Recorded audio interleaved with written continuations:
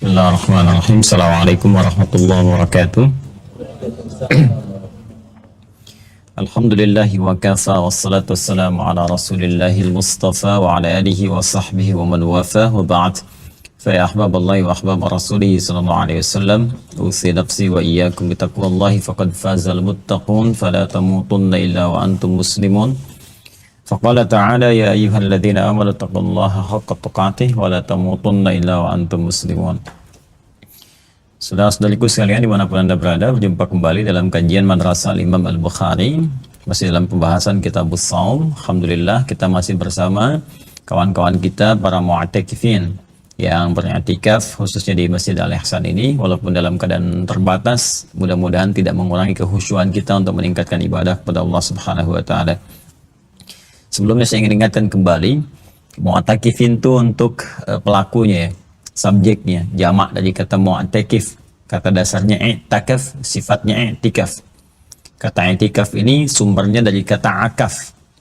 Akafah ya'kifu, orangnya akif, jamaknya akifun. Ya, akif itu asalnya fokus pada sesuatu sehingga sulit dipalingkan kepada yang lain. Kalau saya misalnya sedang ceramah seperti ini, dia fokus, terus ada suara, ada manggil apa, saya nggak hiraukan itu. Nah, maka disebut saya ini sedang akif, ya. Al-Ustaz di Hidayat akifun, ya, lil muhadarah, difokus benar sehingga nggak mampu dipalingkan pada yang lain. Ada kejadian yang disebutkan dalam Al-Quran, Nabi Ibrahim alaihissalam kemudian sempat mengingatkan kepada umatnya yang fokus kepada berhala-berhala pada saat itu selain Allah Subhanahu wa taala, sehingga dijelaskan tentang Allah, nggak mau dengar, nggak fokus dan sebagainya. Diberikan pencerahan nggak mau, diajak dialog sulit ya. Maka beliau berkomentar, "Ma hadhi tamathilul lati antum laha akifun." Apa sih yang menjadikan kalian ini begitu fokus sama berhala ini sehingga sulit sekali diajak untuk mendapatkan pencerahan, untuk mengenal Allah dan seterusnya. Nah, itu akifun. Sehingga ditugaskan oleh Nabi Ibrahim alaihissalam oleh Allah Subhanahu wa taala untuk kemudian merubah ya pola dakwah, menyampaikan pesan-pesannya ya, sehingga ketika diutus beliau untuk meninggikan kemudian Ka'bah yang sempat hancur di masa Nabi Nuh alaihissalam terkena banjir besar. Jadi Ka'bah itu sudah ada saat Nabi Ibrahim diturunkan ke bumi. Ingat, jadi bukan dibangun oleh manusia, sudah ada sebelum manusia turun. Itu nanti di Quran surah ketiga Al-Imran ayat 96 sampai 97. Inna awwala baitin wudi'a lin-nasi lalladzi bibakkata mubarakan. Rumah pertama yang dibangunkan untuk manusia, bukan manusia yang bangun.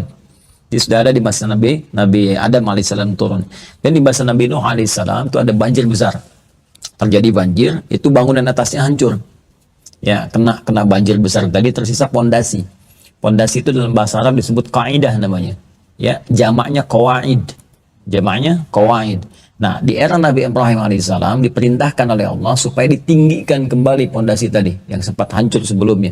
Karena itu diabadikan nanti di Quran surah kedua Al-Baqarah ayat 127. Wa idh yarfa'u Ibrahimul qawaid minal bait.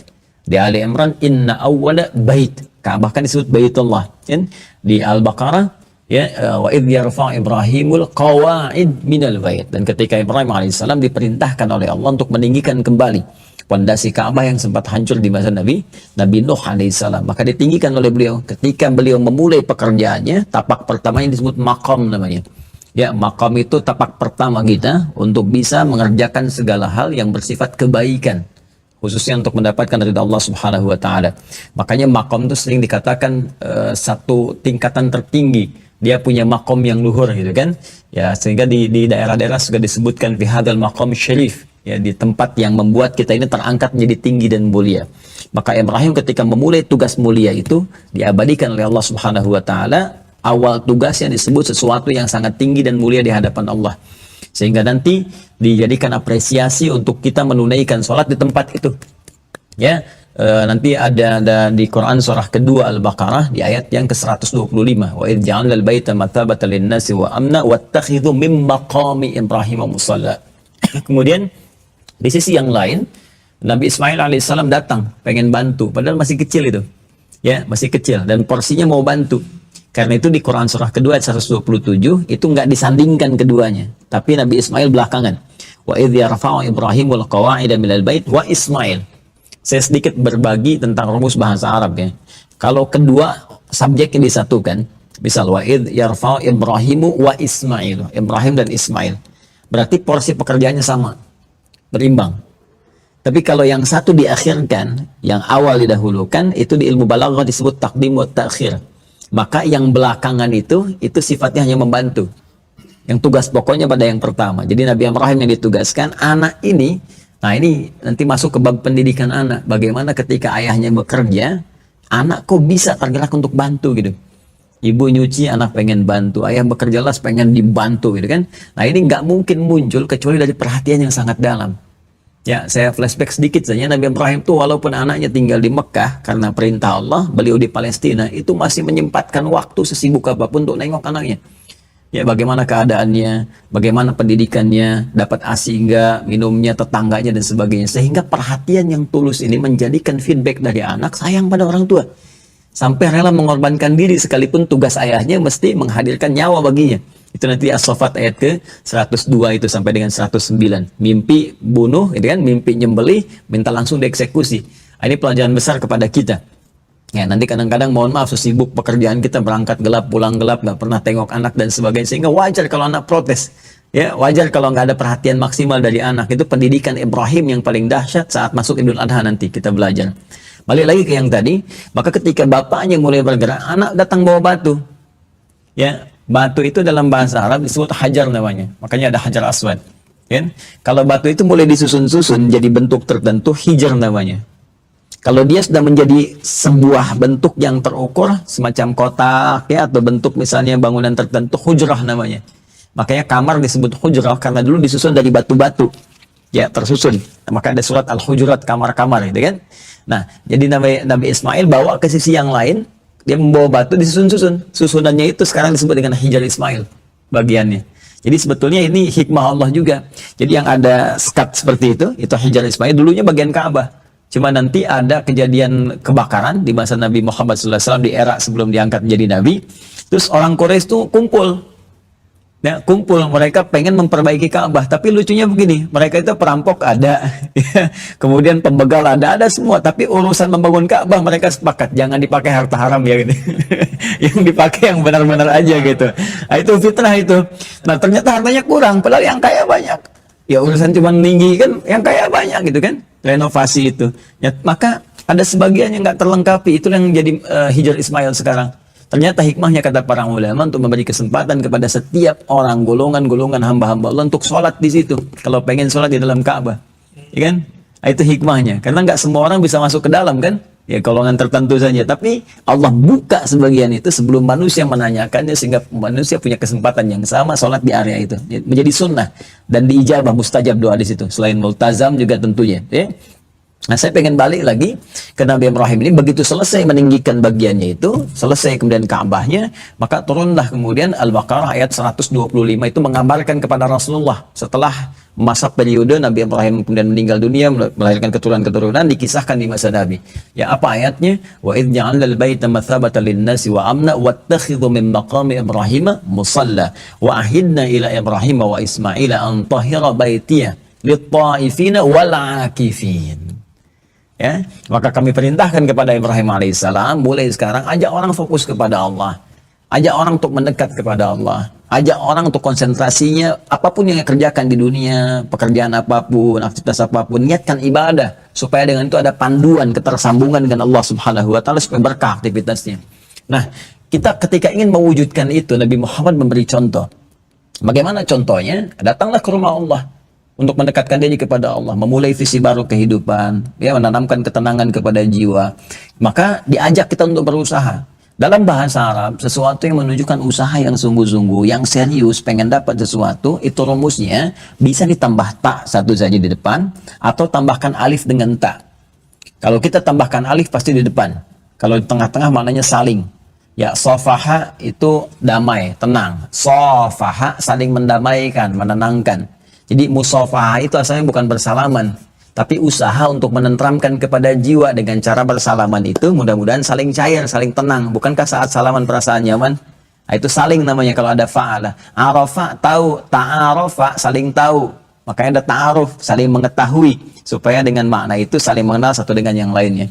Kalau tambah alif di depan, kemudian ta di tengah-tengah, akafa, ain, kaf dengan fa. Tambah alif, kemudian ditambahkan ta sebelum kaf, untuk ngambil pertengahannya. Menjadi i'takafa. Itu artinya usaha yang sungguh-sungguh, yang serius, untuk mengarahkan fokus kita kepada Allah Subhanahu wa Ta'ala. Sifatnya disebut dengan i'tikaf. Maka muncullah syariat i'tikaf. Jadi orang i'tikaf itu sebetulnya orang yang meluangkan dulu waktunya sepenuhnya untuk mendekat kepada Allah, menata aktivitasnya. Apa sih yang selama ini yang belum jadi ibadah gitu? Apa yang selama ini belum Allah ridhoi? Apa yang harus diperbaiki? Sehingga dengan itu kita menjadi lebih baik, dan selesai i'tikaf orientasi hidup kita itu lebih bagus, lebih mulia. Pekerjaannya boleh jadi tetap sama, pelajar-pelajar kan di pemerintahan, kemudian yang bekerja, bisnis, berbisnis, tapi niatnya sudah lebih baik. Semua jadikan ibadah, dan karena ibadah, maka semuanya terframe kan dalam konteks kebaikan. Nggak akan ada yang korupsi, nggak akan ada yang menipu, nggak akan ada mahasiswa nyontek dan sebagainya. Karena tahu Allah mengawasi, Allah melihat. Nah, itulah hasil i'tikaf. Maka bukan hanya kebutuhan spiritualnya saja setelah kita i'tikaf itu selesai, tapi terapan di muamalahnya, aspek sosialnya itu akan terbawa. Hablum minallah, hablum min, bukan minannas, dan makhlukat. Kalau minannas dengan manusia saja. Nah, ini yang sering kali dibatasi pada manusia. Ya, hablum minallah, hablum min khaliq. Allah, hablum minal makhlukat. Karena kita berinteraksi dengan hewan, dengan tumbuhan. Cuma di Islam yang detil mengatur sampai ke hewan, sampai ke tumbuhan. Silahkan cek bab Idul Adha ya, ketika kita akan menyembelih itu cuma di Islam yang ada kalimat mengatakan idza dzabhtum fa ahsinu dzibha. Kalau kalian akan sembelih hewan, baguskan sembelihan, jangan sampai menyisakan ya zalim kepada hewannya. Ya walaupun dia mungkin layak disembelih, tapi cara menyembelihnya jangan menyakiti gitu. Jangan menyakiti, sampai Nabi mengatakan tajamkan pisaumu sebelum sembelih itu. Tajamkan pisaumu, ya kan? Dan jauhkan hewannya sebelum saat kita mengasah itu, bukan di depan hewan. Sabar ya, bentar lagi ini tajam nih. Nggak begitu. Orang stres, hewan stres nih gitu kan. Ya makanya banyak kejadian ada disembelih di sini, hewan lainnya lari. Ya, kenapa kan dilakukan di depan hewan gitu?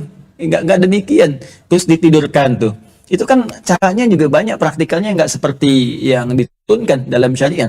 Ya ada yang nggak harus diikat tuh ada. Ya kemudian ditutup, terus kemudian dibacakan, kan? Bismillah, ya, Bismillah, Allahu Akbar, salawat kepada Nabi Sallallahu Alaihi Wasallam, terus baca doa inni wajjahtu wajhilladzi fataras samawati wal ardh. Itu kan doa sembelih hewan.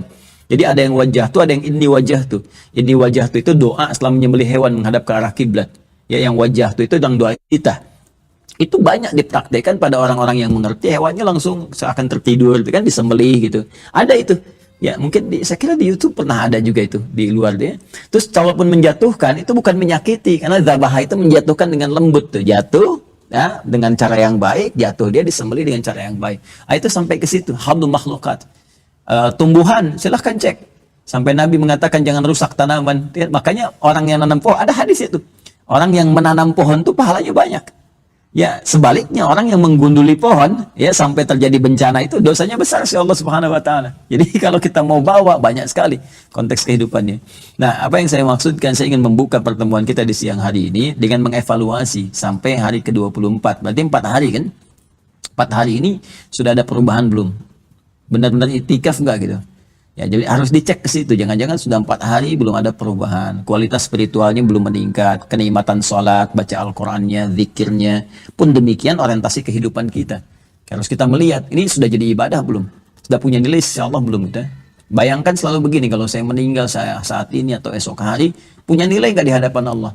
Ya, jangan-jangan selama ini masuk ke i'tikaf pun dunia masih dibawa-bawa gitu kan? Boleh dibawa dunia, tapi untuk meluruskan kehidupan dunia sehingga sesuai dengan rumusan akhirat.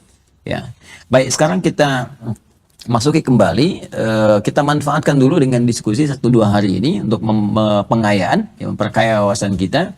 Nanti ada yang dari YouTube, dari Instagram yang masuk, yang belum sempat kadang dibahas di malam-malam yang kajian dengan Al-Azhar. Dan teman-teman juga boleh menanyakan kalau ada kira-kira pertanyaan, nanti kita catat referensinya, kita cari di hadis-hadis yang sekarang kita temukan. Baik, saya bacakan dulu ya, ada sebagian sudah masuk. Bismillahirrahmanirrahim. Pertanyaan dari akun selalu bertaubat. Ya, ini saya tidak tahu ya, ini dia udah admin di print kan sudah masuk, jadi kita coba sampaikan. Assalamualaikum Ustaz, Assalamualaikum warahmatullahi wabarakatuh. Semoga Ustaz, keluarga dan seluruh staf Konten Wahyan Institute selalu terjaga dan diberikan kesehatan oleh Allah Subhanahu wa taala. Semoga Allah memberikan kepada Anda lebih baik dari apa yang diberikan kepada saya dan Allah menjaga kita dalam kemuliaan. Afan izin bertanya, saya punya orang tua dan orang tua saya sudah tahu baik. Beliau ingin dan berusaha untuk puasa, tapi qadar Allah tidak pernah. Apakah saya boleh mengqadha puasanya untuk orang tua saya atau bagaimana Ustaz? Jazakumullah khair. Ini kasusnya bisa ada dua. Ya, dua kejadiannya. Satu, orang tua masih ada, yang kedua meninggal. Ya, sudah meninggal, sudah tidak ada gitu. Jadi ada orang tua, ini kasusnya boleh jadi masih hidup kan. Orang tuanya masih hidup, mungkin dia sedang berdakwah kan, masih belum mengenal Islam dengan baik walaupun sudah muslim, belum termotivasi, sudah tahu ada kewajiban puasa, pengen, tapi pengen ini nggak masuk dalam keinginan yang kuat menjadi niat sehingga dengan itu tidak dieksekusi. Jadi di fikih itu ada 3 turunan. Ada iradah, ada azimah, ada niat.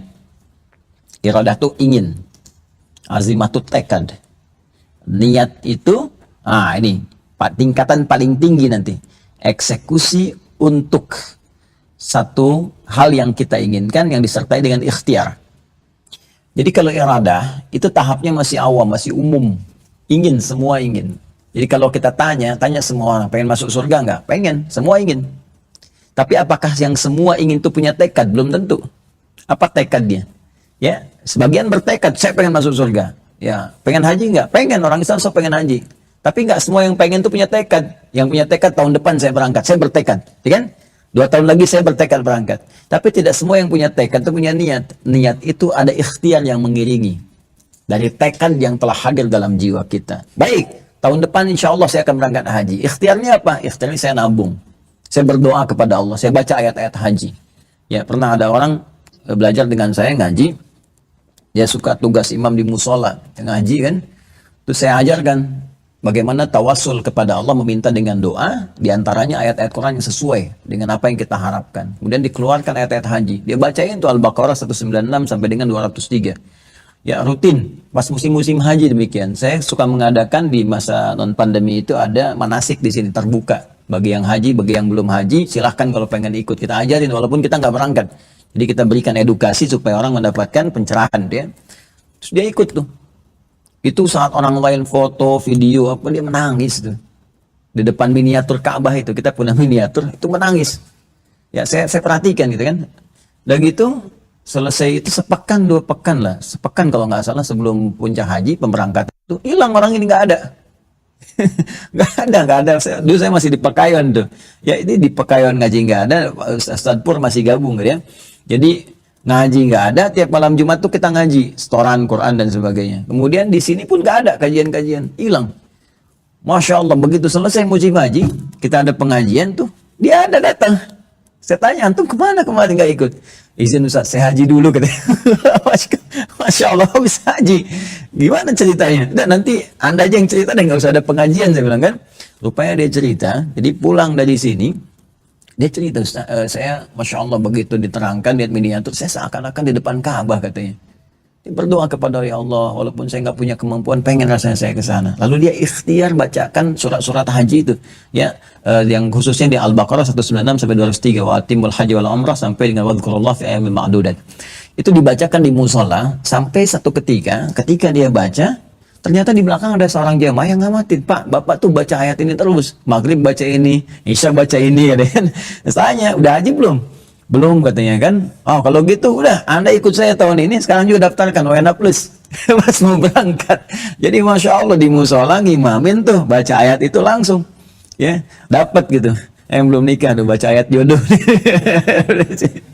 Itu nanti dalilnya ada di Quran surah ke 5 Al-Maidah ayat 35. Jadi ada tawassul namanya, tawassul yang kita kerjakan untuk meraih sesuatu. Ya ayyuhalladzina amanu taqullaha wabtaghu ilaihil wasilah. Ya, wajahidu fi sabilihi wajahidu fi sabilillahi la'allakum tuflihun. Hai orang-orang yang beriman, tingkatkan takwamu kepada Allah dan jadikan dengan takwa itu sebagai wasilah untuk bisa Allah mengabulkan apa yang kau inginkan. Jadi wasilah terbaik itu dengan takwa. Ya, takwa itu banyak, meningkatkan sholat, tahajud, saat orang tidur kita bangun, itu cepat sekali jawabannya. Ya, saat orang misalnya diam kita puasa, makanya puasa isi dengan doa. Ada hadis sahih di Al-Bukhari, salah satu turaddu da'watuhum. Ada 3 golongan yang bagi Allah cepat mengabulkan doanya, bahkan sulit untuk ditolak. Satu, al-imamul adil, pemimpin yang adil. Di pemimpin adil itu jangankan tindakannya dibenarkan, doanya cepat terjawab. Kedua, as-saima hatta yuftira, orang puasa sampai buka. Bahkan nanti di hadisnya itu dipuji oleh Allah. Orang lain makan, dia tidak makan. Orang lain minum, dia nggak minum. Orang lain melampiaskan syahwat, dia tidak. Dia tahan untukku, kata Allah. Maka aku lebih berhak mengabulkan pahala untuknya dan menjawab doa-doanya. Kan? Mengabulkan, memberikan penilaian. Di hadis lain nanti di Al-Bukhari tadi, mengabulkan cepat doanya. Ya, jadi saya selalu menyampaikan begini, kalau ilustrasinya kita punya asisten rumah tangga, kita minta misalnya kerja jam 7 mulai, dia kerja jam 5, mengerjakan dengan sempurna, melebihi apa yang kita inginkan. Tiba-tiba dia datang kepada kita, Pak, mohon maaf anak saya mau ikut ujian sekolah, kurang biaya 500.000. Kita punya kemampuan lebih dari itu. Nggak mungkin kan kita tolak, bahkan kita berikan lebih kan? Maka Allah lebih berhak. Ketika ada hambanya yang mengabdi kepada Allah lebih dibandingkan dengan orang-orang biasa. Orang tidur dia bangun, orang makan dia puasa, itu kan? Orang baca Quran satu ayat, orang nggak baca dia baca 1 juz, 2 juz, dia baca semampu dia, semaksimal dia, terus dia berdoa. Maka dari itu diapresiasi melalui lisan Nabi, kata Nabi itu akan cepat dijawab doanya. Makanya saat doa buka puasa itu kita pernah bahas yang dhahabadh dhama'u Allahumma lakasum itu pembuka doa. Ya, setelah itu berdoa untuk yang lain. Dhahabadh dhama'u talatil uruq dan sebagainya, itu kan? Allahumma lakasum dan seterusnya, itu Anda bacakan, itu kemudian Anda baca minta doa. Batalkan minta doa, minta kepada Allah, mohonkan kepada Allah. Apa yang ingin kita mohonkan terkait aktivitas kehidupan kita, bisa di pekerjaan, bisa di rumah tangga, bisa ada apa yang kita kerjakan, itu isi sayang. Betapa banyak coba sampai 24 hari ini, berapa yang dimanfaatkan? Jangan-jangan cuma Allahumma lakasumtu, kemudian setelah itu apa? Jus buah ini, makanan dan sebagainya. Nah, itu kadang dipalingkan tuh. Padahal apa coba? Yang kita kumpul-kumpulkan, fitrah kita menjadikan teh manis saja bikin kenyang. Ya, tapi kita dipalingkan kemana-mana gitu kan. Allahumma lakasumtu walaka gorenganku gitu kan. Dan sebagainya. Baksuhum bainahum syadid. Bakso mereka itu pedas ini. Pedasnya banget. Itu kadang canda di lingkungan orang-orang Quran. Kembali kepada kita semua. Tadi kesini lagi teman-teman sekalian. Jadi kondisinya ini orang boleh jadi kita kondisikan hidup ya, masih hidup, tahu gitu kan keadaannya, tapi belum tergerak dia untuk menunaikan itu. Nah tadi belum ada niat, baru ingin. Ya tekad sudah ada, tapi niat belum ada. Ya niatnya itu belum maksimal. Maka di sini yang terjadi bukan qadha. Kalau masih hidup nggak ada qadha. Yang ada adalah dakwah. Dakwah dibantu, dimotivasi, diterangkan. Ya disentuh hatinya dan bermohon kepada Allah. Caranya bagaimana? Quran surah ke-16 ayat 125. Allah menyampaikan ud'u ila sabil rabbika bil hikmah wal mau'izatil hasanah wajadilhum billati hiya ahsan. Jika ada orang-orang yang belum kenal ya dengan Islam, dengan jalan menuju Allah, atau bahkan belum termotivasi meningkatkan ibadah, jadi kalangan Islam sendiri atau non muslim, maka ajak dia dengan jalan yang hikmah. Hikmah itu al-isabatu fil aqwal wal af'al wa wad'u kulli syai'in fi makanih.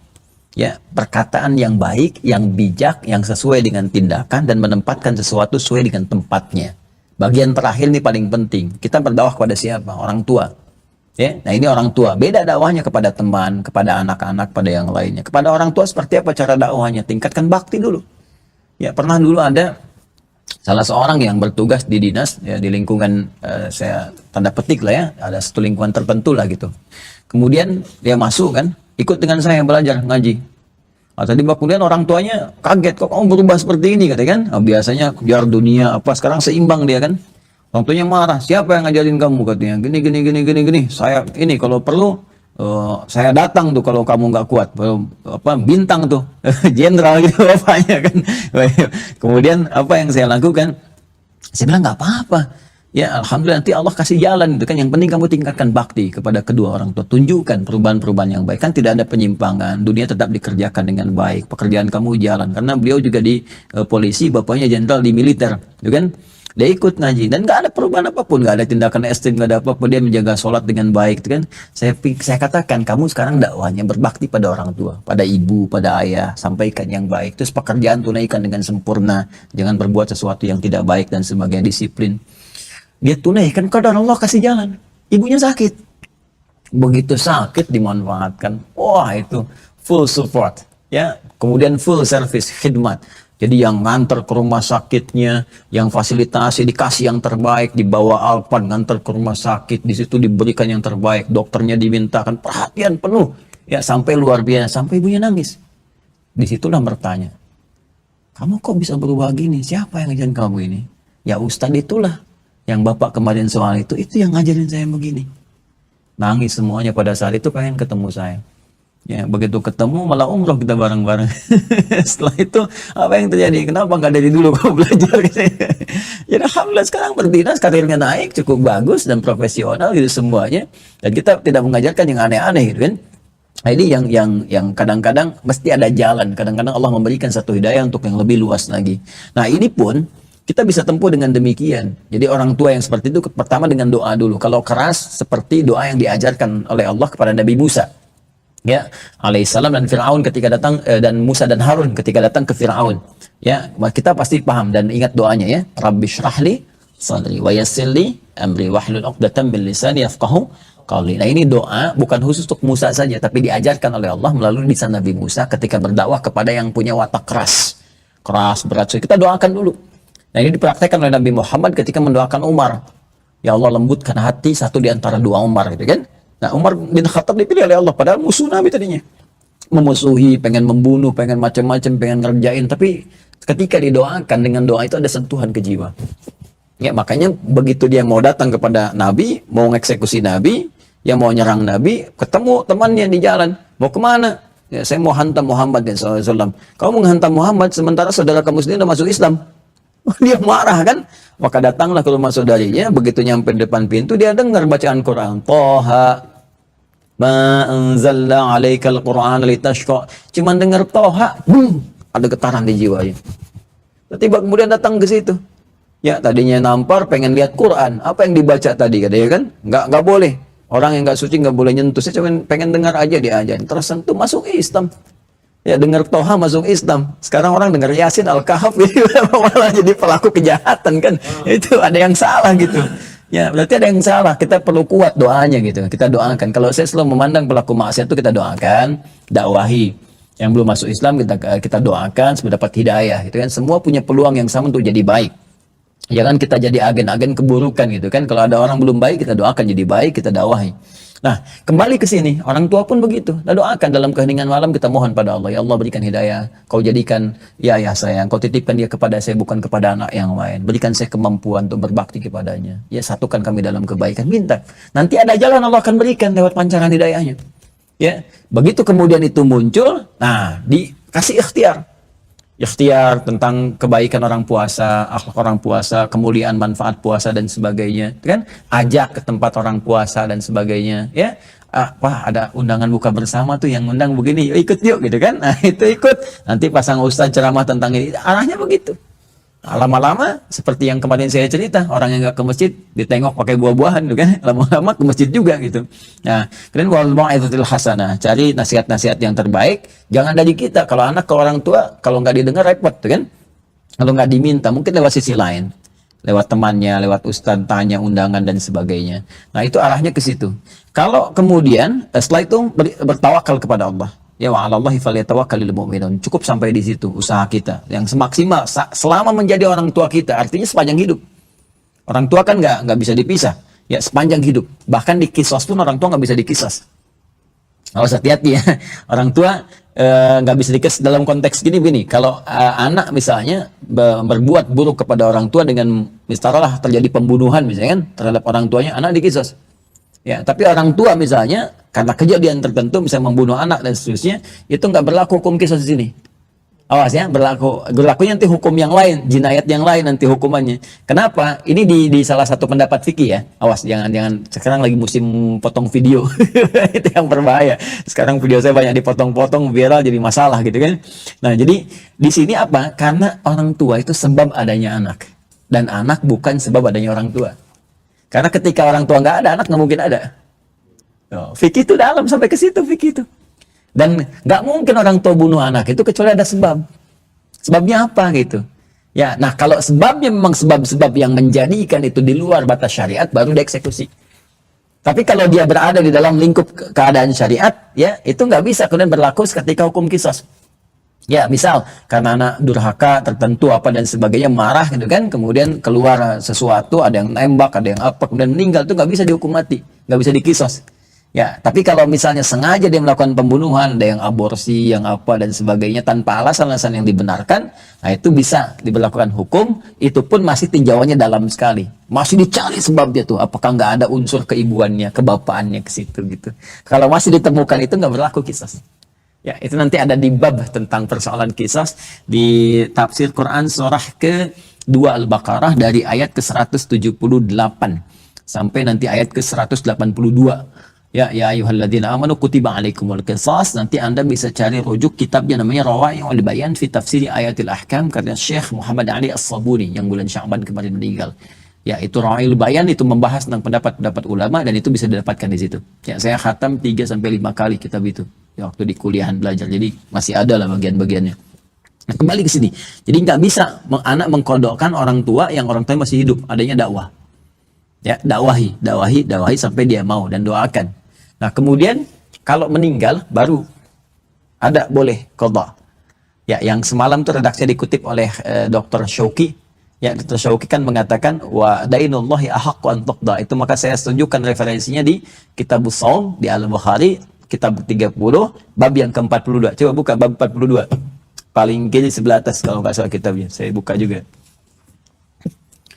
Ya, ada nggak? Ya, man mata wa alaihi shaum. Ada ya. Nah, bismillah.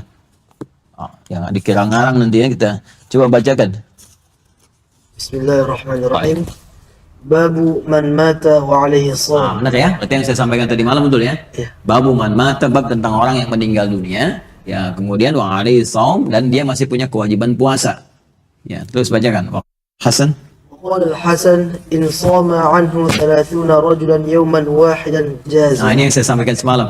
Ya, jadi Dr. Syauqi itu motif yang tentang yang ada nanya orang ngondok sholat itu kan, maka diambil bahasan yang terakhirnya aja saya sampaikan dari sejak judulnya. Wa qala al-Hasan dan berkata al-Imam Al-Hasan Al-Basri, ya. Kemudian in sama anhu 30 rajulan yawman wahidan jaza. Walaupun nanti orang tua nggak bisa puasa, ninggalkan dan 30 hari dia nggak puasa meninggal. Maka dia punya anak 30 misalnya, atau keturunan 30. Kata Imam Al-Hasan Al-Basri, walaupun 30 ini mengqadha saumnya dalam sehari semuanya puasa, itu selesai kewajiban orang tuanya. Ya, nah hadisnya apa? Bacakan, Mas.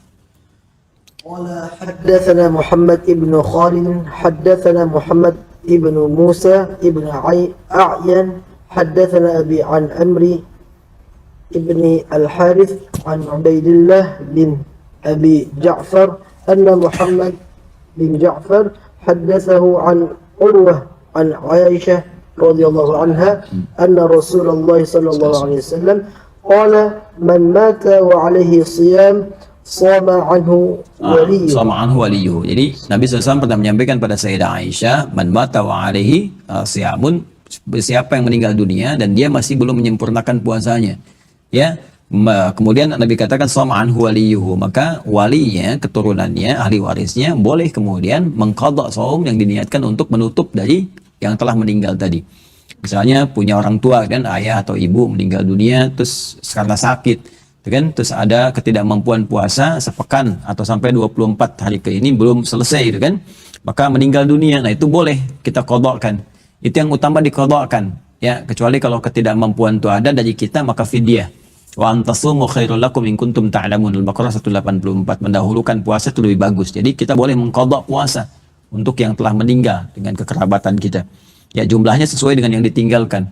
Kalaupun tadi kata Imam Hasan Basri dari sabda Nabi ini, walaupun dia punya anak 30, kan, kemudian 30 hari tertinggalkan, 30-30-nya saum di satu hari yang sama, itu dianggap cukup. Ya, dianggap cukup, satu pendapat di sini. Nah, ini apa sebabnya Nabi menyampaikan ini? Baca hadis keduanya. Jadi di Al-Bukhari, apalagi di hadis Muslim, jadi gini, ada kadang satu hadis, kalimat Nabi utamanya disimpan di awal. Nanti bawahnya kronologisnya, kenapa hadis itu muncul. Disebut asbabul wurud. Makanya orang-orang yang kadang cuma baca atasnya aja, nggak baca kronologisnya, itu kadang nggak paham. Maksudnya ini kemana arahnya gitu ya. Kisahnya apa gitu. Nah, ini penting sekali untuk melihat. Nanti ini banyak kejadian kasus seperti kasusnya kita mau berkurban itu. Kan ada hadis jangan potong kuku dan rambut gitu kan. Nah, itu ada yang mengartikan hewan. Nah, padahal nanti di asbabul wurudnya itu terkait dengan orang. Ya, orang. Jadi jangan potong kuku dulu bagi yang mau kurban, jangan potong rambut yang melekat di tubuh, supaya Allah berkenan mengampuni seluruh yang melekat pada dirinya dari ujung rambut kepala sampai dengan ujung kakinya. Itu, khawatirnya dipisahkan sebelum terampuni, terpisah jadi saksi di hari kiamat bahwa dia pernah berbuat dosa. Itu maksudnya. Dan memberikan pahala sesuai dengan itu. Nah, di sini ada kronologisnya kenapa kemudian kalimat Nabi itu muncul. Boleh dibacakan, lanjut. قال حدثنا محمد بن عبد الرحيم حدثنا معاوية بن عمرو وحدثنا زائدة عن الأعمش عن مسلم البطين عن سعيد بن جبير عن ابن عباس رضي الله عنهما قال جاء رجل إلى النبي صلى الله عليه وسلم فقال يا رسول الله إن أمي ماتت وعليها صوم Satukan شهر. inna ummi, kalau inna ummi ibu kita, inna ummi sungguh ibuku ya, inna ummi. أي إن أمي ماتت وعليها صوم شهر أفأقضيه عنها قال نعم قال فدين الله أحق An yuqda. Nah, ini yang dikutip Dr. Syauqi semalam, ya. Wa'alainallahi ahqqan an yuqda. Jadi gini, ini menarik nih. Yang ini kan riwayatnya Ibnu Abbas radhiyallahu taala anhuma. Yang di atas Sayyidah Aisyah. Sayyidah Aisyah kan masih ingat gak? Beliau kan dosen, pengajar, ya, mufti perempuan. Yang orang sepeninggal Nabi SAW, orang datang dikasih fatwa-fatwa. Beliau kan langsung. Kalau ada yang nanya, boleh nggak ya Sayyidah Aisyah radhiyallahu taala anha, misalnya ini ibu saya meninggal, ya saya boleh nggak qada'in? Boleh gitu kan? Nah, kan sampai di situ aja boleh. Jadi kalau di Timur Tengah sampai sekarang, mufti itu emang tingkatan udah tinggi, nggak boleh nanya dalil. Kalau nanya dalil nggak sopan. Ya, jadi tingkatannya ada ustadz, ya, ada mubaligh, ada dai, kemudian ada imam, ada mufti, ada qadhi. Ya, sampai ke situ. Jadi kalau levelnya masih mubaligh, apa boleh tanya dalil? Ceramah, terus kita misalnya bingung apakah benar seperti itu, kan boleh nggak saya tanya referensinya di mana, dalilnya apa? Itu boleh. Ya, kalau ke imam misalnya kan dia ngimamin lupa surat atau apa boleh gitu. Atau khotib ceramah khutbah boleh. Tapi kalau mufti itu levelnya dia sudah menguasai ya konstruksi hukum semua, kitab-kitab dan sebagainya. Dia nggak usah nanya dalil lagi kecuali yang selevel dengannya. Sesama mufti misalnya diskusi apa. Sebab kalau nanya dalil ke mufti dibalikin suruh nyari kitab, malah nggak bisa baca, nggak tahu nyari. Ya, malah minta dibacain gitu kan. Itu kan jadi keterlaluan lagi. Jadi kalau di Timur Tengah yang kayak gitu diusir nantinya. Kalau kamu nggak percaya saya, pergi aja minta kepada yang lain katanya. Ya, jadi sudah ada tabiat. Kalau mufti itu harus dihargai karena udah paham betul semua konstruksinya, nggak usah ditanya lagi. Jadi jangan nanya dalil ke mufti. Ya, di Indonesia ya kadang-kadang begitu. Saya ini Amin Khutbah di Timur Tengah, di kuliah dakwah Islamiyah di Tripoli. Ya, saya ngasih fatwa, nunjuk orang khutbah, kemudian ngoreksi khutbah orang. Jadi kalau mau khutbah di dakwah Islamiyah itu diserahkan dulu ke saya teksnya, saya koreksi dulu.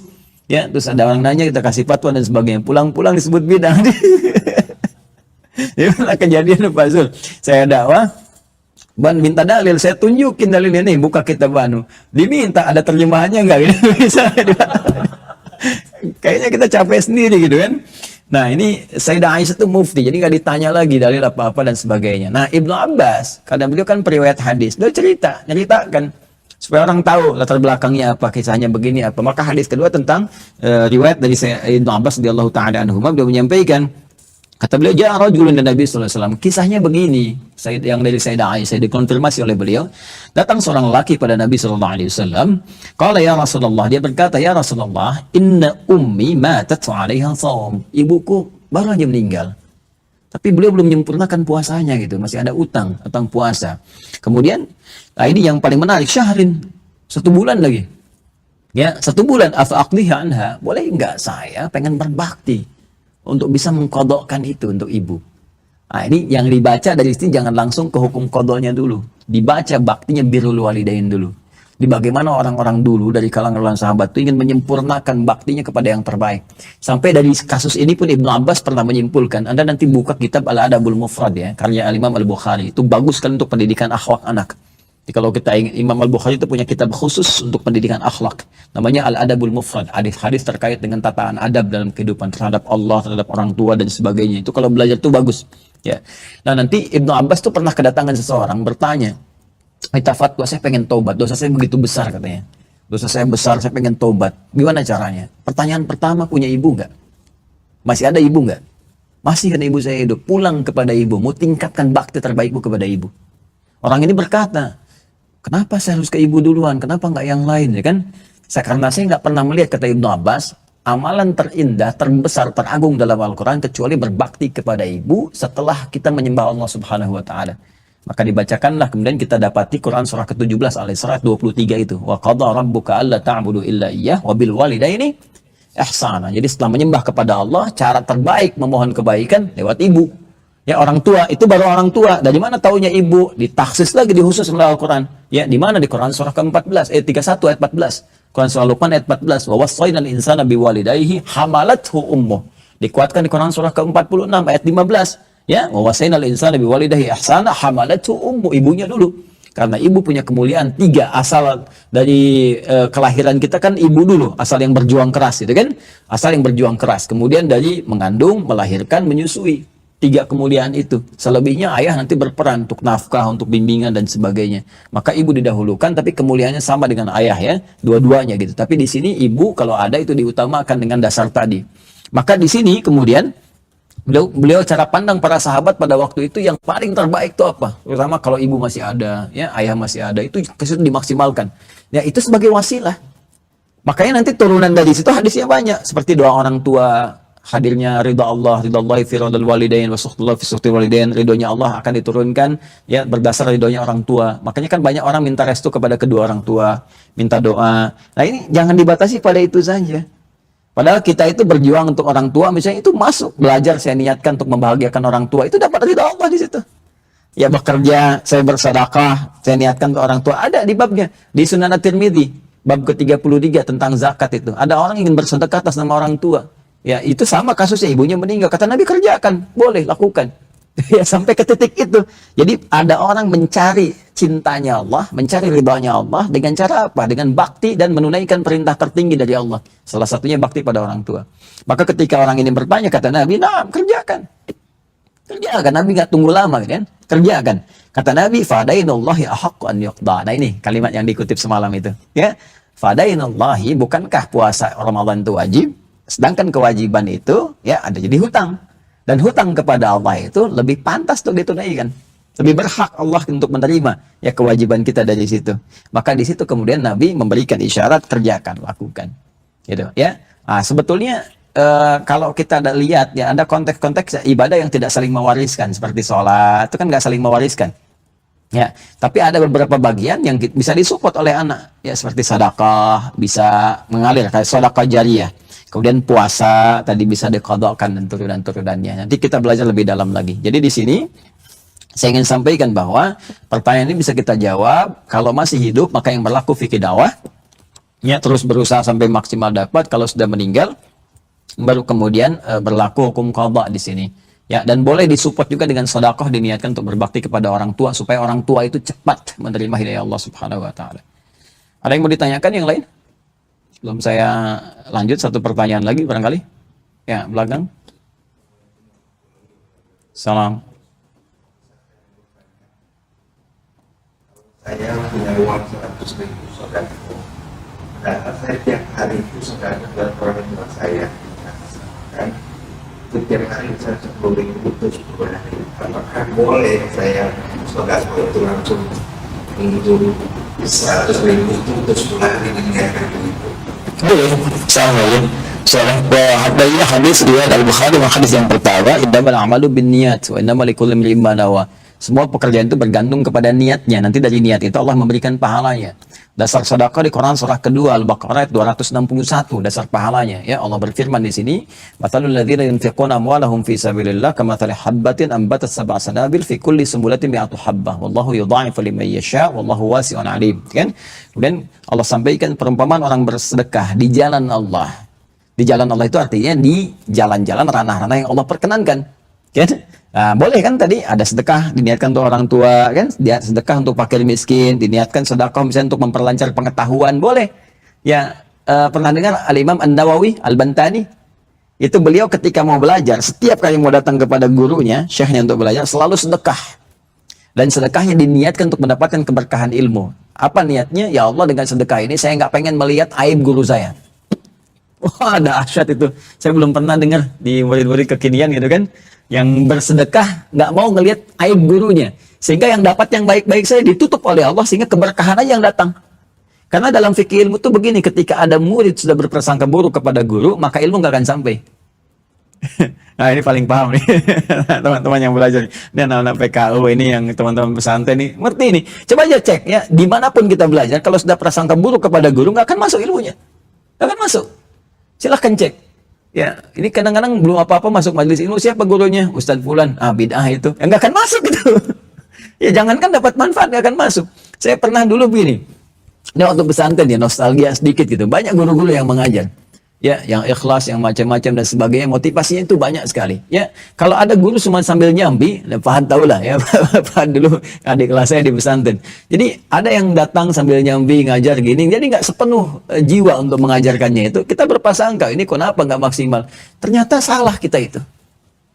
Harusnya cara berpikirnya nggak begitu. Harusnya masya Allah di balik kesibukannya ini masih bisa ngajar, masih baik. Apa itu harusnya? Harusnya begitu. Jadi salah kalau kita katakan menilai. Ini kok nggak benar guru ngajarnya gini asal gini, akhirnya nggak masuk tuh pelajaran itu, nggak masuk saya. Jadi ternyata guru itu nggak boleh disalahkan. Ya kalau nggak cocok ngapain udah belajar gitu kan, cari yang lain. Ya udah masuk menjelek-jelekan orang gitu kan, salah niatnya. Akhirnya apa coba? Begitu kemudian persepsinya dirubah, ya, ada guru yang mirip yang sama tapi saya senang gitu kan, masya Allah bagus ini sampai sekarang saya hafal sampai sekarang. Padahal saya nggak ngerti dulu waktu belajar itu, belum paham bahasa Arab, belum apa, tapi saya hafal sampai sekarang. Saya belajar tajwid misalnya, ada kitabnya Hidayatul Mustafid fi Ilmi Tajwid, itu tipis sekali, ya belajar tajwid. Tapi kita menghafal dulu, itu sampai sekarang masih ada. Dan saya tahu kapan belajarnya, di mana menghafalnya, hari Rabu, setiap Rabu. Saya menghafal dari jam 2 di pelataran rumahnya Kiai Miskun Asyatibi, Buya Miskun waktu itu, masuk saya belajar jam 4. Ya, pengasuhnya Ustaz Tatas Kurnia. Sampai sekarang saya masih hafal at-tajwidul lughatan al-isyanu bil jayyid wa istilahan ilmun yurafu yaqaw mustaqim as-sifati wal murudi wa ghairi dhalika kat tarkik tafhim wa nahwihima ma ghayatu ilmu at-tajwid ghayatu bilughan nihayat fi itqan al Qur'an al madluqin al hadarat nabawiyyah as-sahihah wa qila ghayatu sawnul lisan al khata' fi kitabillah ta'ala. Beliau mengampu mata pelajaran yang kedua, nahwu saya masih hafal. Al-kalamu wal lafdul mufidu bil wadi wa aqsamu thalathatun, ya itu sampai hafal. Kalam itu al-kalamu wal lafdul murakkabul mufidu bil wadi wa aqsamu thalathatun, al-ismu wa fi'lun wa harfun, nama al-ismu kalimatun dalat ala ma'na fi nafsi wa lam tuqtar min zamanil wad, sampai sekarang. Ya, dan ternyata ketika dievaluasi ada beberapa pelajaran yang saat pesantren misalnya saya masih enggak, itu saat pertama kali saya masuk pesantren 97, sekarang 2021, 24 tahun kan sampai sekarang gitu ya. Dan kita urut-urut, kenapa yang lain belum masuk ya? Oh, saya salah dulu. Bukan guru yang salah, saya yang salah. Itu tarik ke kita tuh, begitu kita koreksi lagi, istighfar lagi, ingat lagi kita. Oh, Ustaz Fulan ngajar ini, Ustaz Fulan ngajar ini, mahfudat itu dulu ini, masuk lagi gitu. Nah, itu ternyata koreksi kepada diri kita itu penting. Maka saya kembalikan kepada tadi, niat ya. Pertama niat, nanti diniati diukur termasuk infak. Ya, fisabilillah tadi kita niatkan, saya pengen infak untuk orang tua, saya cuma punya 100.000 untuk 10 hari. Jangan lihat nilai ya, ingat. Kadang orang lihat nilai, salah. Allah itu tidak berinteraksi dengan amaliah kita dengan nilai, bukan. Tapi dengan keikhlasan. Ya, dengan keikhlasan. Allah tidak akan memberikan penilaian kepada apa yang kita kerjakan, tapi maka sahabat fi qulubikum, apa yang hadir dalam jiwa kita. Niatnya gimana gitu. Jadi kalau kita niatnya ikhlas, baik-baik, dan ikhlas itu nggak perlu dipublikasikan, dibikin status nggak usah. Nggak apa-apa 1000 juga, yang penting ikhlas. Nah, itu kata Imam Al-Ghazali, ketika Anda bilang saya ikhlas, berarti Anda sedang tidak ikhlas. Jadi nggak apa-apa, Anda bisa pecah untuk sebulan 100.000. Ya, sehari misalnya sekian, sehari sekian, sehingga sampai di situ. Terus kita merasa, aduh khawatirnya nanti uangnya kepake. Nah, ini sering kasus kan? Padahal udah kita supportkan untuk ini anggarannya, tapi ada hal-hal yang lain takut kepake. Saya jadikan niat untuk orang tua saya eksa. Itu sah, boleh.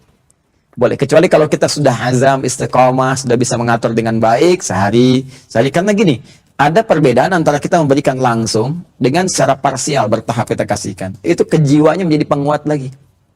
Ya, apalagi kita langsung sampaikan sendiri. Makanya bahasa Al-Qur'annya, diksinya ketika kita menyampaikan zakat, infak atau sedekah, kalau kita mampu lakukan sendiri.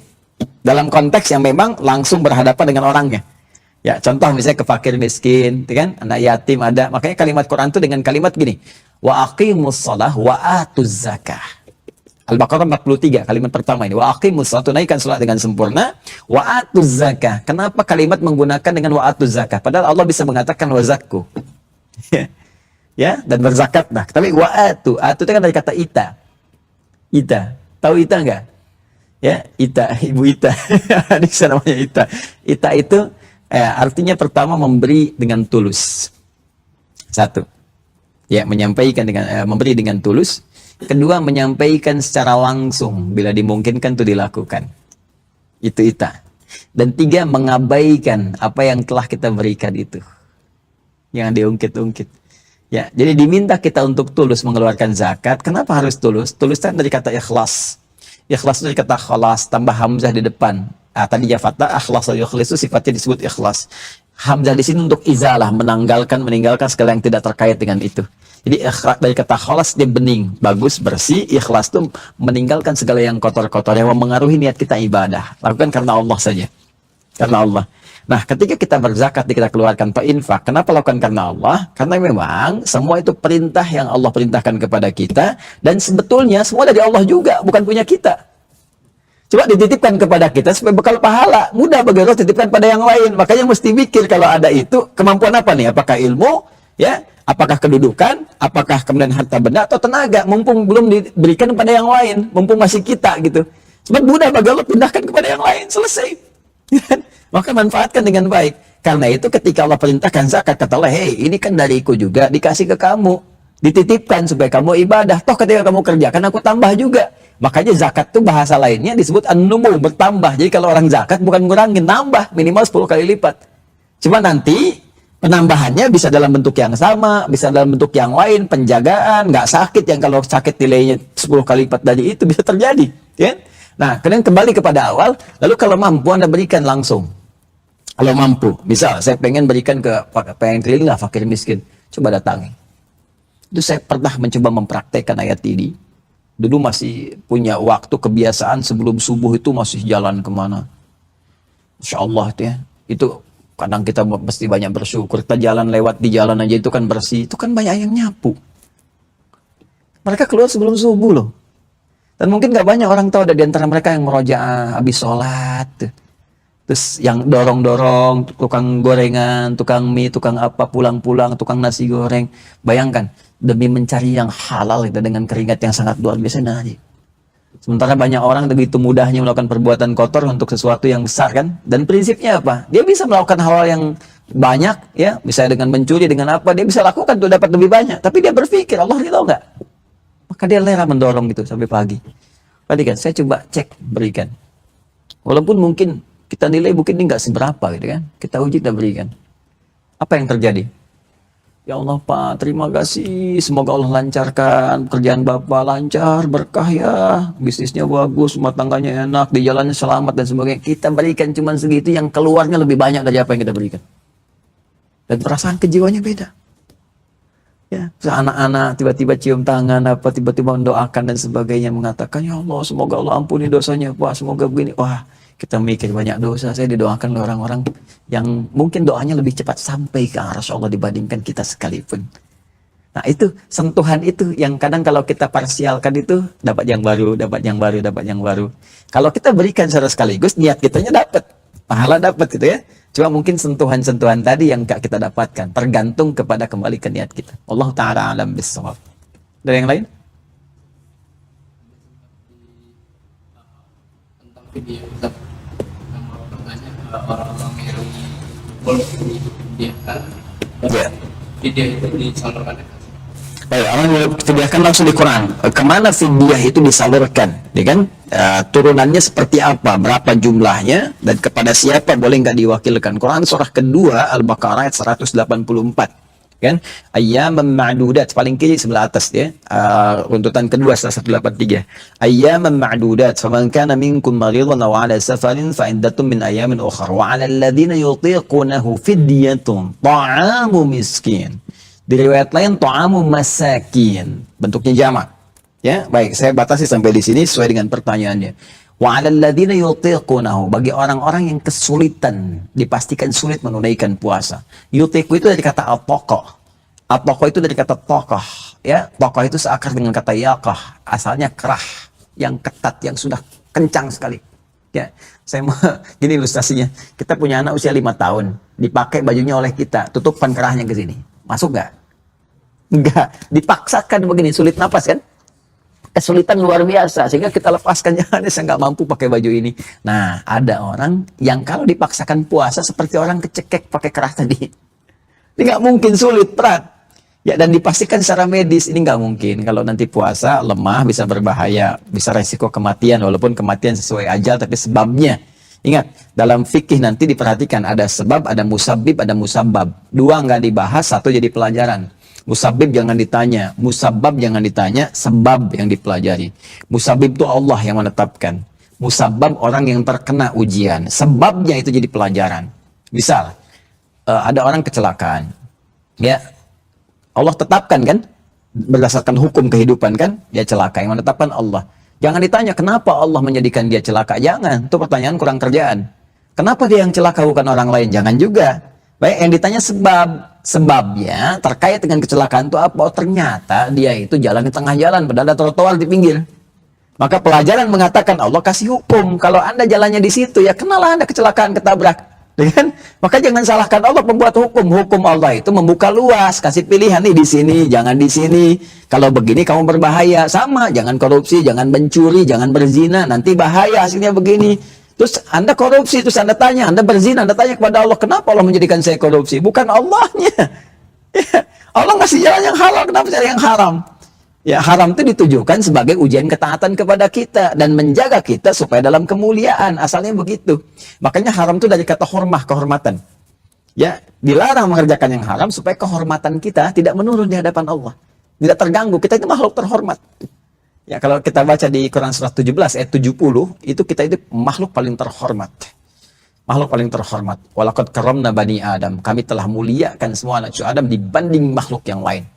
Ya, di daratan dan di lautan semua, bahkan dari fisiknya. Ya, percaya yang mampir keragunan, bandingkan setiap makhluk dengan kita itu. Mulia. Makanya turun hormah haram, hukum haram untuk menjaga kehormatan kita, asalnya itu. Jadi fikih itu begitu masuknya. Nah, sekarang kembali ke sini. Jadi harus dipastikan secara medis. Ya, medis. Ya, ini nggak bisa, kalau ini berbahaya, maka itu nggak berlaku qadha. Ya, ini nggak bisa selama hidupnya ini udah kurang lah, udah begini. Maka berlakunya fidyah. Fidyah itu penebus asalnya. Ya, penebus. Ditebus itu, puasanya itu, dengan tebusan tertentu. Apa tebusannya? Ta'am, makanan. Ya, makanan, bukan pulsa. Makanan, ingat ya. Makanya saya sering mengarahkan kepada bentuknya bentuk makanan. Ya, jadi apa makanan ini? Ta'amu miskin, ta'am dulu, ta'am di sini ulama menafsirkan itu makan dalam sehari kita, pola makan 3 kali sehari. Ya, 3 kali sehari. Jadi kita memberikan makanan 3 kali sehari, kalkulasi. Kalau pengen dalam bentuk uang, ya, dikalkulasi dengan uang, contoh saya makan sehari 50.000, ya, pagi, siang, dengan sore misalnya kan, kalkulasi 50.000. Maka 50.000 ini bisa dialihkan ke bentuk makanan lagi seperti sembako. Ya kan, sembako gitu kan, atau bentuk makanan yang sudah jadi kita belikan dan sebagainya, karena supportnya untuk makanan ya, supaya dia bisa mendapatkan kebutuhan logistik. Jadi fidyah itu asal untuk logistik, bukan kepada yang lain. Kalau yang lain pakai infak, silakan. Kebutuhan zakat boleh, tapi kalau fidyah itu khusus seperti zakat fitri. Zakat fitri itu bentuknya makanan yang disebut fitrah itu ya, nanti setelah dekatnya saya jelaskan. Kalau udah dekat-dekat ya, itu bentuknya makanan. Jadi jangan berikan uang. Kalau saya kurang sepakat kalau langsung diberikan uang.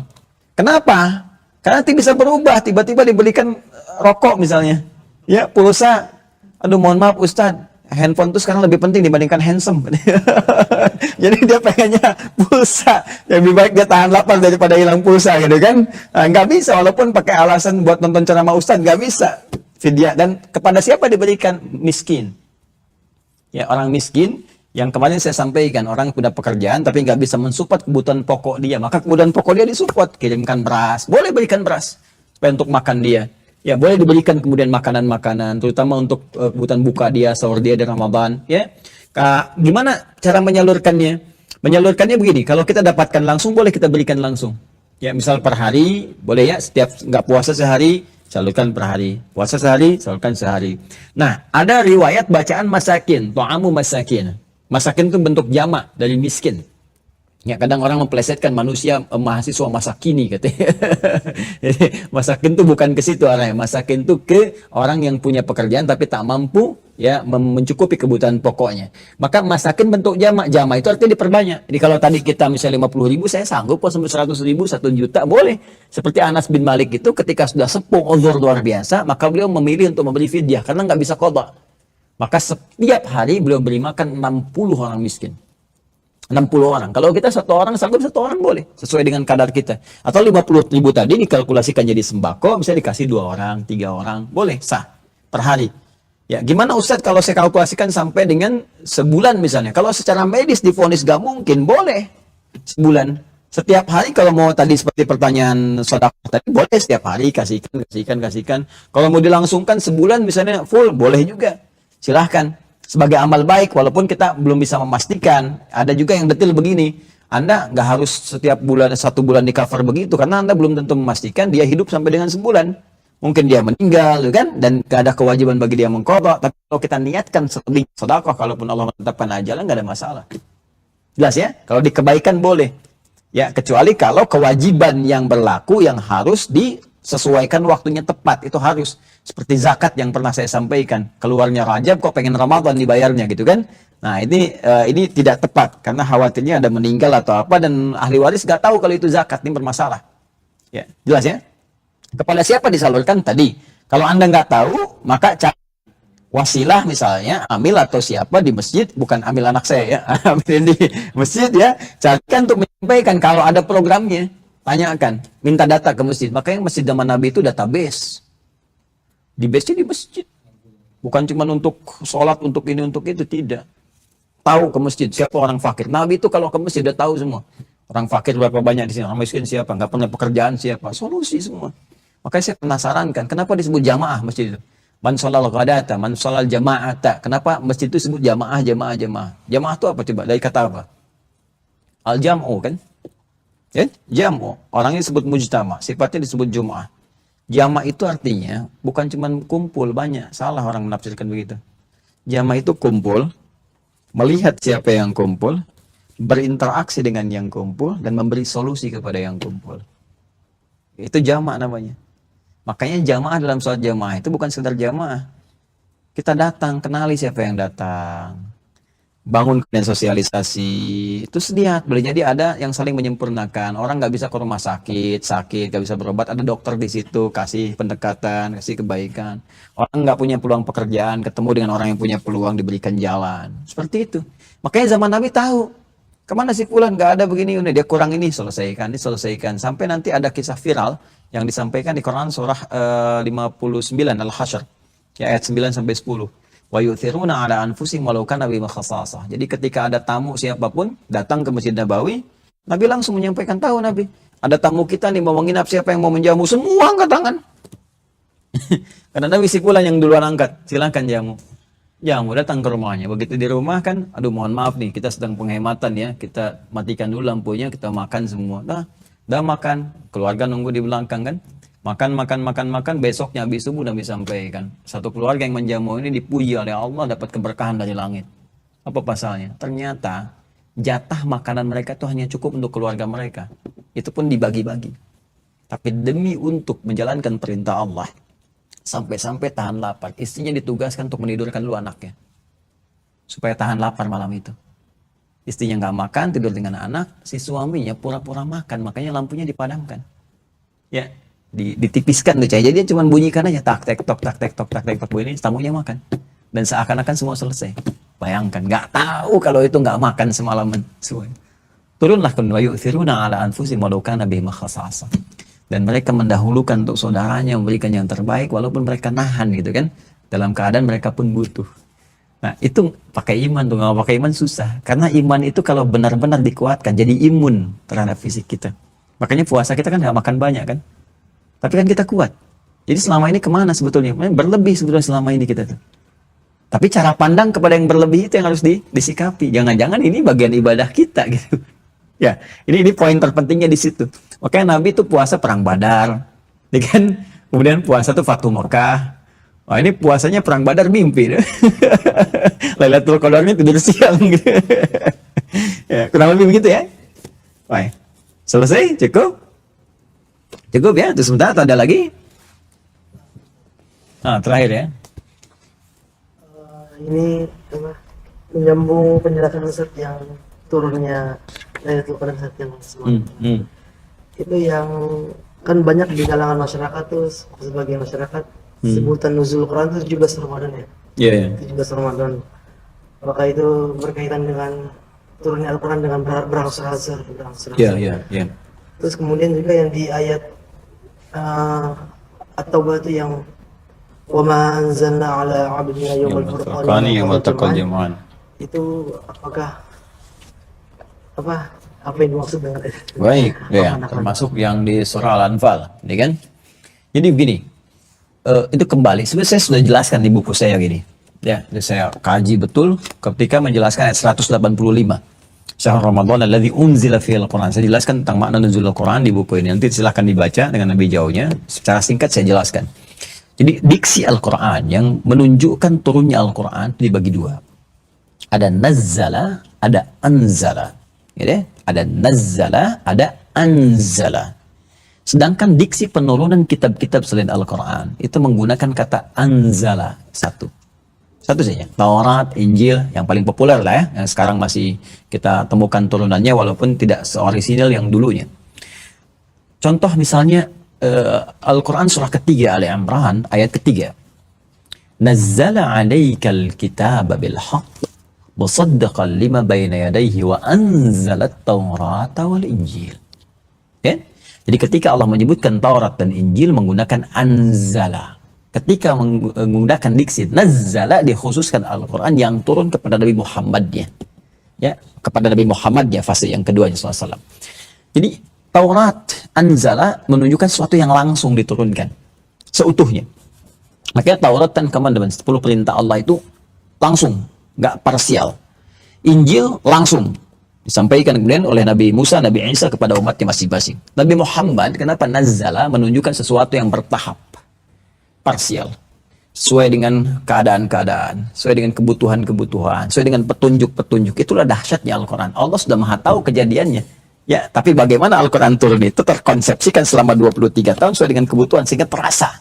Ya, ada orang bertanya, kenapa tidak diturunkan sekaligus? Ya, jumlatan wahidah. Apa jawab Al-Quran? Itu untuk menetapkan kepada jiwamu rasa nyaman dalam menerimanya. Ya kan? Kemudian terasa manfaat Quran itu ketika berada sesuai dengan kejadiannya. Ya, bayangkan kalau baru masuk Islam sudah turun sekaligus perintah sholat, perintah zakat, perintah puasa dan sebagainya. Gimana nerimanya? Ya, tapi ketika turun setelah 12 tahun turun perintah sholat, kan? Hijrah ke Madinah 2 tahun turun perintah puasa, turun perintah zakat. Nyaman kita. Secara bertahap. Nah, itulah hikmahnya. Walaupun ternyata ketika turun keseluruhannya kita tahu ini adalah pedoman hidup kita keseluruhan. Dan ternyata semua isinya ketika dikaji dari awal sampai akhir itu nggak akan pernah lepas dari semua kegiatan manusia dalam kehidupan. Ada di situ dari ujung kepala sampai ujung kaki. Itulah mukjizat Al-Quran. Turun 23 tahun, diturunkan di masa itu, tapi maknanya bisa mencakup semua aktivitas kehidupan kita bahkan pada yang belum terjadi sekalipun. Ya, kan ketika Romawi dikalahkan, ayatnya turun, Romawinya belum kalah kan? Ya kan? Ya, Ghulibatir Rum, surat Ar-Rum belum terjadi kan?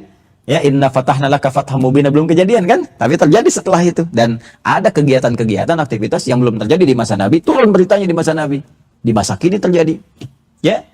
Ya, tentang bagaimana kelahiran proses bayi di dalam janin, ya, tentang proses-proses yang lainnya, terus menginspirasi nanti ada yang baca ayat tertentu, dia menghasilkan prototipe pesawat terbang, baca ayat tertentu, terjadi teori kimia dan sebagai teori atom dan seterusnya, bagaimana ditemukan di lautan ada pembatas yang menyekat di antara dua sisi air yang tidak bertemu barzakhul la yabghiyan, kan? Itu kan ditemukannya di mana?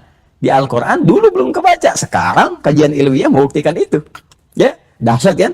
Nah, sebelum turun ke Nabi Muhammad SAW, itu yang utuhnya keseluruhan, 30 juz, 14 surah, firman Allah semua diturunkan dulu. Diumumkan kepada seluruh penghuni langit. Ini akan turun satu kitab terdahsyat tentang isi semua kehidupan manusia di alam dunia. Di bumi. Ya, yang sedang beraktivitas. Diumumkan untuk menunjukkan kedahsyatan Al-Quran kepada seluruh penghuni langit. Maka diturunkanlah kemudian itu secara sekaligus dari Lauh Mahfuz ke Sama'id Dunya.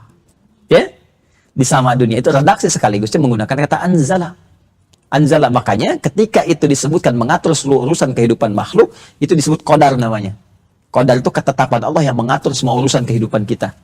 Karena itu disebutkan turun Al-Quran itu secara sekaligus malam waktunya membawa qadar kehidupan makhluk. Inna anzalnahu fi lailatil qadar. Karena dahsyat peristiwanya sampai semua makhluk di langit mesti tahu. Ini urusan kehidupan luas, dahsyat. Makanya Allah menggunakan bentuk na. Na yang dikhususkan kepada Allah jangan diartikan nahnu kami, bukan. Nah itu dalam ilmu balaghah kalau menunjuk kepada Allah fungsinya dua, ta'zimun nafsi, ta'zimus sya'ni. Menunjukkan keagungan Allah untuk menyampaikan informasi yang sangat agung, sampai keagungan Allah pun disebutkan untuk menyampaikan informasi itu. Ya, seakan terjemahnya begini, demi keagunganku. Ya, demi keagunganku kata Allah, aku turunkan informasi yang dahsyat, saking dahsyatnya keagunganku disampaikan di situ. Ya, kami turunkan ini Al-Quran itu di malam Al-Qadar. Kapan kejadian malam Al-Qadarnya? Maka ulama mencoba meraba-raba, melihat-lihat. Ya, kejadian itu kan hanya berlangsung sekali. Ya, sekali, karena turun ke langit dunia itu sekali. Setelah itu baru berangsur-angsur selama 23 tahun. Maka ada yang melihat-lihat. Apa yang dilihat-lihatnya? Dilihat, ahli tafsir melihat dalam urutan tafsir. Oh, ini diduga kuat tanggal 17 Ramadan. Karena saat itu terjadi perang Badar, yaumal taqal jam'an. Ya, wa ma anzalnahu ala abdi wa ma anzalna ala abdina yaumal furqani yaumal taqal jam'an. Dan apa yang kami turunkan karena menggunakan anzala di sini sama dengan di surat 97 Al-Qadar. Di situ inna anzalna, di sini wa ma anzalna, sama-sama anzalna. Kan? Maka diduga kuat. Ini kan perang Badar 17 Ramadan. Ya kan? Nah, maka yang dimaksudkan ini mereka katakan 17 Ramadan. Maka diperingatilah diperingati 17 Ramadan sebagai nuzulul Quran. Ya, turunnya Al-Quran pertama kali diturunkan ke sama'id dunya. Jelas. Ada yang melihat seperti semalam. Ya, Dr. Syauqi mengatakan yang menghitung ya patahan-patahan surah Al-Qadar. Perkata-perkata per kalimat. Kami di Ulumul Quran belajar itu. Ya, inna anzalnahu fi lailatul qadar. Wa ma ya adraka ma ya lailatul qadar. Lailatul qadri khairum min alfi syahr. Tanazzalul malaikatu fiha biizni ya rabbihim min kulli amr. Ya, kalau kita pecah lagi dua domir tadi, kita lanjutkan ke sampai sini, baru tersisa salam. Salamun hiya hatta matla fajar. 30. 30 kan? Puasa kita sebulan kan? Ramadan kan? Rata-rata 29 30 kan? Ayat itu kalau dipecah 30 kata. Dan kalimat hiya, salamun hiya, hiya itu kan menunjuk kata ganti ke Lailatul Qadar. Lailah kan ada muannas, ada tamar butohnya, hiya. Dan malam Al-Qadar itu ya, pas di angka yang ke-27. Maka ditafsirkan tuh malam ke-27. Malam ke-27. Makanya nanti di Arab banyak yang malam 27. Ya, sebagian yang 17, di kita 17 kan 17 Ramadan, setiap 17 Ramadan ada peringatan di Al-Quran kan? Kita mengambil mazhab yang 17, sana mengambil mazhab yang 27. Itu dari ijtihad ulama. Tapi pada akhirnya mereka sepakat. Apa namanya yang disepakati? Itu yang Allah rahasiakan. Itu ijtihad kita saja. Jadi bisa di awal, ya bisa di pertengahan. Nah, usaha, dan usaha itu harus ya, usaha harus al-ujuru ya, al-ujur mabda'un bil usaha. Jadi wal usaha yasiru ilal ujur. Jadi pahala itu didapatkan dari usaha. Yang penting ikhtiar dulu, usaha dulu ya. Gimana kemarin diterima nggak lamarannya? Yang penting usaha. Itu pasti nggak diterima tuh. Yang penting usaha.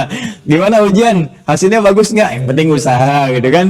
Nah, gimana malam Al-Qadar dapat nggak? Yang penting usaha. Nah, usahanya gimana? Tiap malam bangun. Jadi sebetulnya kalau mau gampang tuh gini. Kalau mau lebih spesifik, ada rumus yang lebih cepat. Apa lebih cepatnya? Lailah. Malam istimewa. Kalau malam ya tiap malam. Usaha kita tiap malam bangun. Ya, tapi ini ada juga yang menafsirkan ini bonus Allah sebetulnya. Kalau kita asal tarawih aja, isyanya itu nggak kemana-mana, nggak sibuk dengan belanja, sibuk ini cari tiket mudik, padahal udah dilarang gitu, dan sebagainya. Itu kita sibukkan ibadah, dapat. Karena lail itu dimulainya ba'da isya. Lail, ba'da isya sampai menjelang subuh. Ya, jadi kalau maghrib itu muqaddimatul lail, pakai ila, thumma atimmus siyama ila lail, sempurnakan puasa sampai ke menjelang malam, muqaddimah lail. Itu maghrib, makanya Nabi praktekkan maghrib. Jadi kalau ada orang baru buka setelah isya, itu terlampau soleh. Maghrib aja sampai maghrib ya, Nabi sampai maghrib. Nah, dari ba'da isya sampai menjelang subuh itu namanya lail. Makanya bahasa Qurannya di Quran surah Al-Qadar hatta matla'il fajar, sampai tiba pembuka subuh. Pembuka subuh itu dijeda dengan waktu sahar namanya. Sahar. Wabil asharihum yastaghfirun di Quran surah ke-51 ayat 18. Ya, wal mustaghfirina bil ashar. Quran surah 3 ayat ke-17. Jadi waktu sahar itu kurang lebih 15 menit, 10-15 menit sebelum waktu subuh. Ya, jadi itu dijeda dengan waktu sahar. Itu terbentang dari ba'da isya. Artinya, ada penafsiran kalau dia ibadah isya, sholat tarawih, berdoa di sela-sela tarawih itu dapat dia. Malam Al-Qadar itu dapat.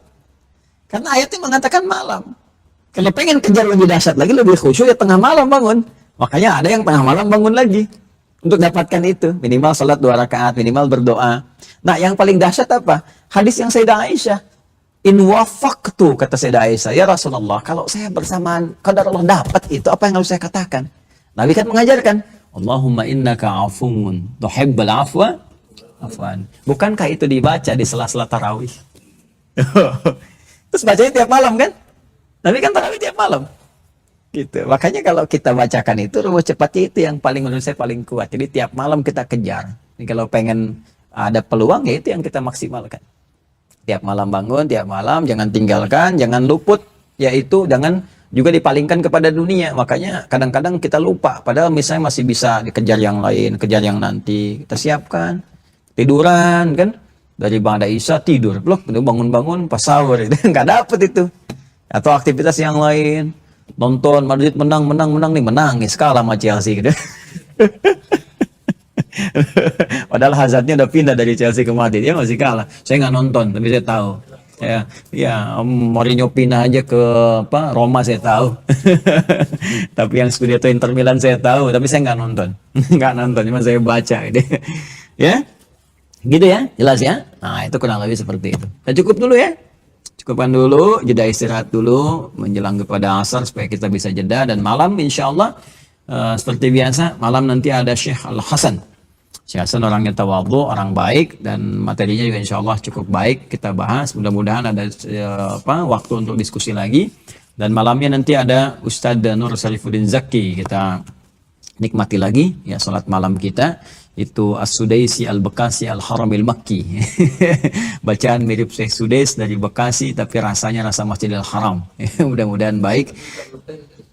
Ya, sebab kalau dipanjangin nanti udah nanya sebetulnya. Ini mau beliau tuh kalau imamin yang seperti itu nanya, Ustaz, 1 juz atau setengah juz? Setengah 3, karena yang diambil kemarin itu baik, jadi yang diambil itu kemarin itu nggak full 1 juznya, itu 75%. Kalau mau ditambah lagi 1 juz, maka nanti dia naik lagi durasi waktunya. Tergantung kita pengennya, ya. Tergantung pengennya, karena dipesan. Saya bilang itu standar, coba tes 40 menit dulu, ya, karena nggak semua merasakan kenikmatan seperti Pak Zul.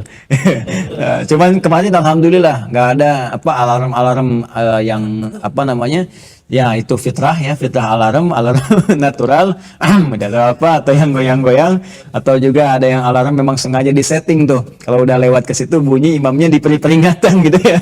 Padahal udah kita kasih tahu kan, ingat alarm di handphonenya setting. Nah, insya Allah enak, nggak kerasa kita nikmatnya sholatnya. Siap, insya Allah, mudah-mudahan khusus untuk Pak Zul ntar kita boleh banyakin. Baik, saya kira itu ya. Dan pemirsa dimanapun Anda berada, alhamdulillah hari ini telah kita tuntaskan pembahasan kita. Mudah-mudahan kita bisa lanjutkan dalam sesi yang lain. Besok masih tersambung di Allah Subhanahu Wa Taala, dan tingkatkan ibadah. Dan mudah-mudahan kita bisa diberikan dorongan untuk meningkat. Ingat ya, saya ingin pesankan bahwa semakin kita akan ke ujungnya, semakin godaan itu semakin kuat. Apapun itu faktornya, seperti orang yang naik ke atas pohon, semakin dia tinggi menjulang, semakin terpaan anginnya semakin kencang. Karena itu fokus kepada kebaikan, walaupun sebagian di antara kita tidak berada di masjid untuk i'tikaf, maka di rumah fokuskan esensi ibadah kita kepada Allah Subhanahu Wa Taala. Hindari segala hal yang tidak produktif, ya, sifatnya kontraproduktif, penuh dengan hal keburukan baik di media sosial ataupun yang lain. Dan semoga dengan itu Allah memaafkan kita semua, mengampuni dosa-dosa kita, merahmati kita, dan memberikan keberkahan pahala untuk kita seluruhnya. اللهم تقبل منا إنك أنت السميع العليم وتب علينا إنك أنت التواب الرحيم اللهم اجعلنا من أهل القرآن واجعل القرآن صحيحا لنا في الدنيا وشفيعا لنا في الآخرة يا أرحم الراحمين الحقنا مع الذين أنعمت عليهم من النبيين والصديقين والشهداء والصالحين وحسن أولئك رفيقا وصلى الله على سيدنا محمد وعلى آله وصحبه أجمعين وآخر دعوانا الحمد لله رب العالمين. Terima kasih. Assalamualaikum warahmatullahi wabarakatuh.